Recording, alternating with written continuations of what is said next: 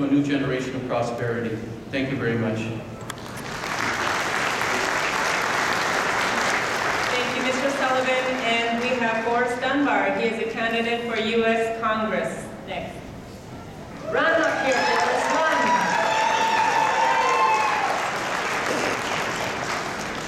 Thank you. So my name is Forrest Dunbar, and I'd like to start by acknowledging and thanking the elders for having me here. Again, I'm Forrest Dunbar, and I'm running for United States Congress.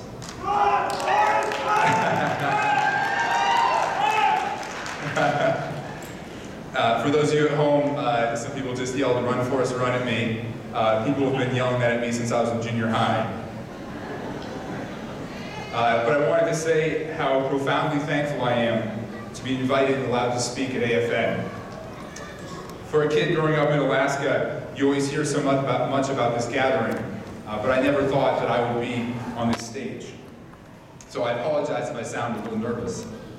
My opponent, Don Young, spoke on this stage yesterday, and I was in the back and I listened to the whole thing. And I'm sure you've heard about the things he said at Wasilla High School, but I thought he gave a very good speech yesterday, and I thought his apology sounded sincere. And if anything positive has come out of this event, it's that at least it's got us talking about the issue of suicide again. And I don't need to tell anyone in this room how an important issue that is. If you grew up in rural Alaska, as I did, I'm sure your family has, or your friends have been touched by it in some way.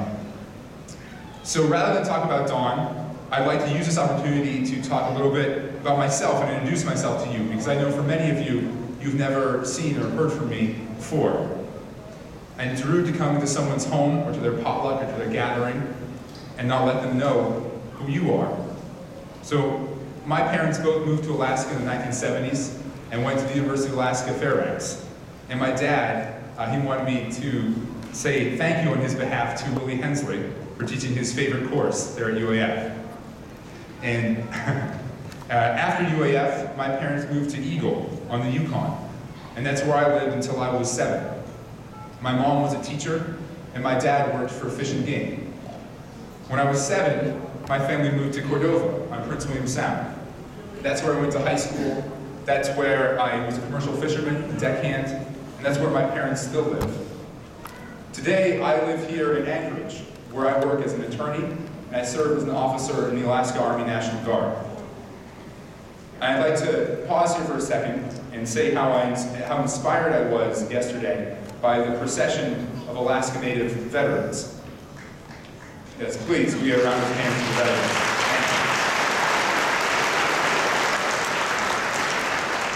I've often marveled that so many Alaska Native people choose to serve, especially those who served in the 40s, 1940s, or the 50s, or the 60s. They volunteered to serve for a country that didn't always treat them how they should have been treated. And that's real patriotism. And so I thank them for their service. Veterans issues are very important to me. The fact that veterans can now receive health care in a number of hub communities like Barrow and Nome and Sitka is very important and a huge step forward. We don't want to be putting our elderly or sick veterans on planes to Anchorage if we don't have to. We want them to be able to stay as close as they can to their homes and their families. Partly for this reason, because I know it would help veterans, I strongly support expanding Medicaid.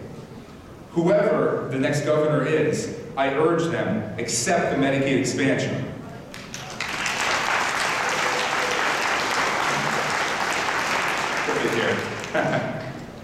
So I played a very small role in helping fund our Alaska Native medical system. When I was attorney at Sanofsky Chambers, I worked for Lloyd Miller on a case called Rama. Here it was called Asna. I had a very, very small role. I was just proofreading. But Lloyd took that to the United States Supreme Court, and he won hundreds of millions of dollars the federal government owed to the people of Alaska, to the Native corporations of Alaska, to the health consortiums of Alaska. And I know everyone here knows that healthcare is one of those things that forces people to move into the urban areas. And don't get me wrong, I love Anchorage, and I live in Anchorage now. And Anchorage has always had sort of romance for me, coming from the small towns. I think if you came into, when you were a kid, if you came into Anchorage with a basketball trip or whatever it was, and everyone was like, we're going to the Diamond Center. We were very excited about the Diamond Center. Or in my parents' generation's case, perhaps it was the Sears Mall. So I love Anchorage and the Anchorage area. But people should move here on their own terms, if they want to. They shouldn't be forced from the rural areas by healthcare, by the high cost of energy, because there's not enough fish to catch or caribou to eat. Our people, and particularly our Alaska Native people, should be able to live where they want to live, and how they've lived for thousands of years. I believe strongly in a subsistence preference. I believe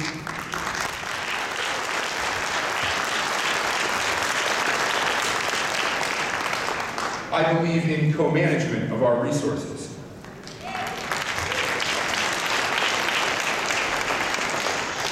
My opponent has put forward a bill, a pilot project, to allow the Native people of the Otton region to have a greater voice in the management of their game. It's a bill I strongly support. And if I were elected, I would carry his bill forward, and if it got passed, I would put his name on it. Because it was a brave thing for him to do, to put forward a co-management bill, when many members of his own party do not support it. But I am very encouraged by the words of Deputy Secretary Mike Connor. The administration has pledged to work with Alaska Natives on co-management, and as your congressman, I will fight beside you and for you to hold them to that promise.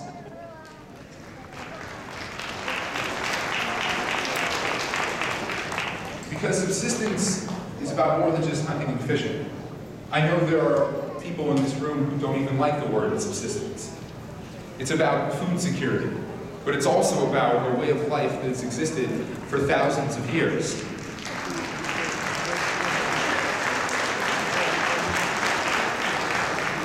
It's about a connection to the land that is sometimes difficult to articulate or describe. My family are immigrants. On my mother's side, we are refugees. I don't have the same deeply rooted connection to the land of my ancestors. All I have is my family and my adopted home. And by the way, if I were to move back to rural Alaska and perhaps marry an Alaska Native woman and make my home in the community of a tribe, I would expect that that tribe would have something to say in the way I behaved in their home and the way I treated her. And that is why I strongly support the tribal court system, developing the tribal court system, and removing the Alaska exception to the Violence Against Women's Act.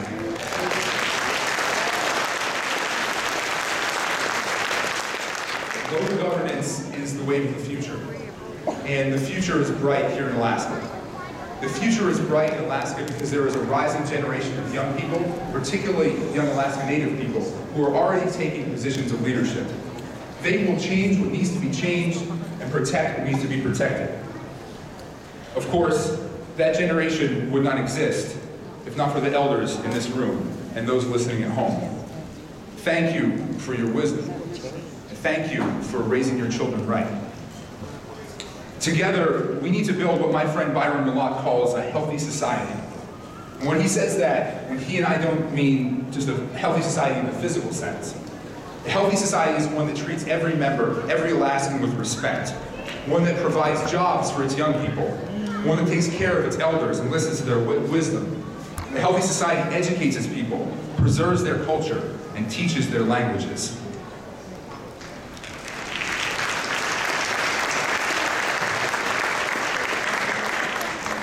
No group, no gathering does more to promote that healthy society than the people in this building. So again, I say thank you to AFN. I promise to return, to consult, and to listen. Because we know there is a lot of work left to be done.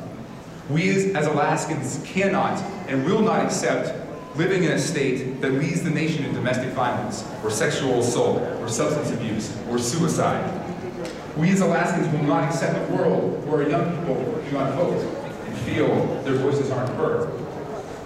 We as Alaskans can build that healthy society. We can overcome our divisions, and we can continue to live together in the most beautiful place God has created on this earth. I know that many of you will choose to vote for my opponent, for the things he has done for Alaska in the past. I understand and I respect that decision. But I hope if you share my vision for Alaska's future, that you will honor me with your vote. If you believe that we can and must do better, if you believe that we need a safe and welcoming place for future generations, if you believe that people in this room can and will make real change, if you believe that we truly can rise as one, then I ask for your vote today or any day until November 4th.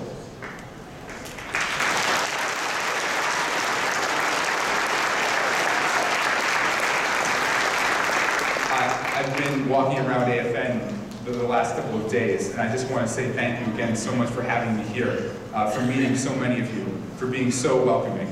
It really has, it's been a very intense experience, but it's been one of the best experiences of this campaign. So again, my name is Forrest Dunbar. I'm running to be your congressman.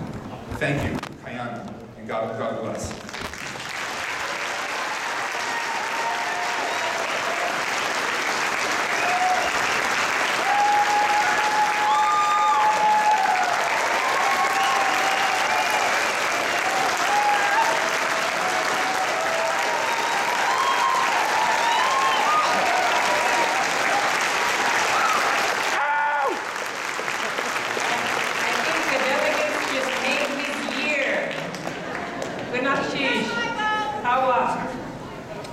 And here, if we can get the President Award winners to start heading to the podium here. A few of them are here and ready to come forward. If you're out there, Aaron Leggett, Rita Buck, Janet Johnson, Trinity Standifier, Ruth Ann. So we will take the time to recognize each one of them. We just want to let them know that they all need to come forward and come up on stage, and then we will honor each and every one of them. There's a few people that need to go to the airport by 3 o'clock, so we're trying our best to accommodate that. Gerald Patsy, Frank Williams, Frank O. Williams, Benno Harry Cleveland, and the others. And I will turn this podium over to Julie Kitka to go through the award winners. Thank you all for your nominations. The AFN board goes through these awards. We look at nominations submitted by various regions and villages. So a few months before the convention, all of these nominees are submitted, and the convention committee goes through the nominations and makes their selections. And every one of the nominees is also recognized for their great contribution to Alaska Native people, and these are the award winners. Good afternoon, everyone. So good to see so many people back in the room with us. So my name is Aurora Lair, Vice President at AFN. I have with me Ben Mott, our Director of Communications, and Natasha England, one of our special assistants. And together we are going to recognize all of these fantastic people behind us. Because we are running a little short on time, we will let you know how this is going to happen. We have several nominees, 15, or several awards to hand out. We'll do recognize each individual, and then we have a set-aside celebration room down on the second floor in room 6. So if anyone from the award winners regions would like to come and make a presentation down there, and the award winners will have a chance to make some remarks themselves. And we have it set for special, some media area so that we can have some photos. I know that these award winners are pretty popular when it comes time for picture taking. Make sure you hashtag them, AFN 2014, or Rise as One. And there will be some refreshments down there for them so that we can really take a few moments to come together and celebrate all of these fantastic people. With that being said, I think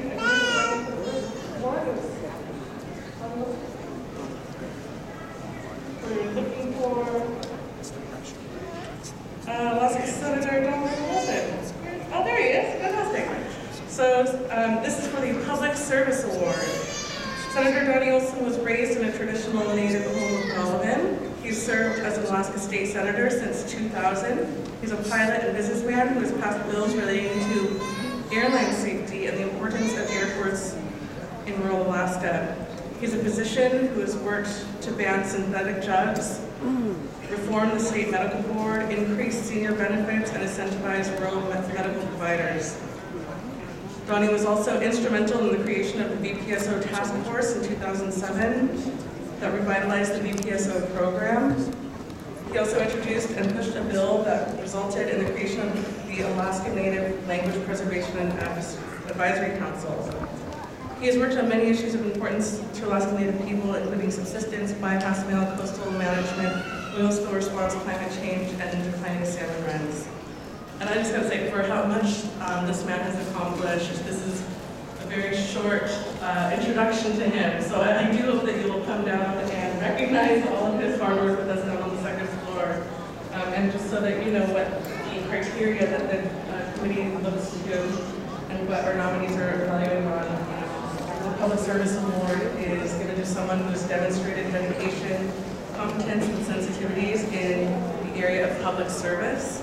Other nominees included Robert Means, Jill Laskowski, Cynthia Erickson, David and Juanita James, Alice and Andrew Camara, Wayne Lucan, Walter Sampson, Vaughn Sillis, Lisa Wade, and Martha Whiting. So if we could please recognize all of the nominees and our award winner for public service.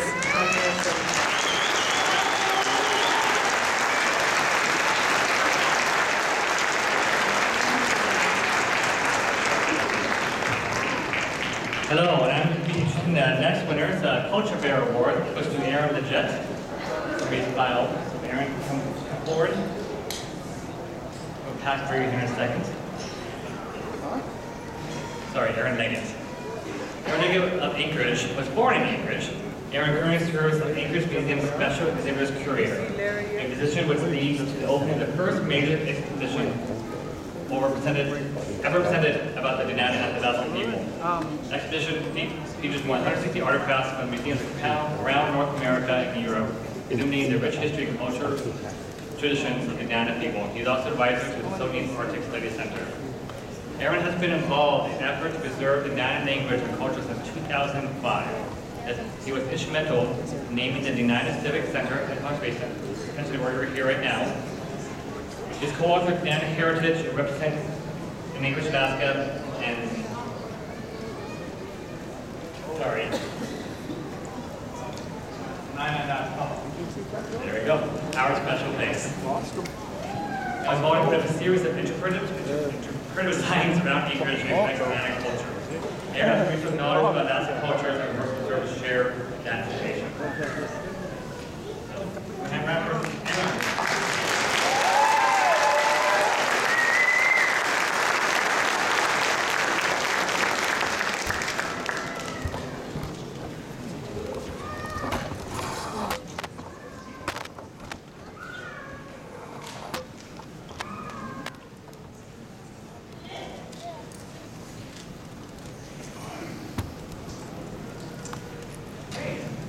Next, we have the award for small business. And if we could please have Eleanor King stand and receive your call.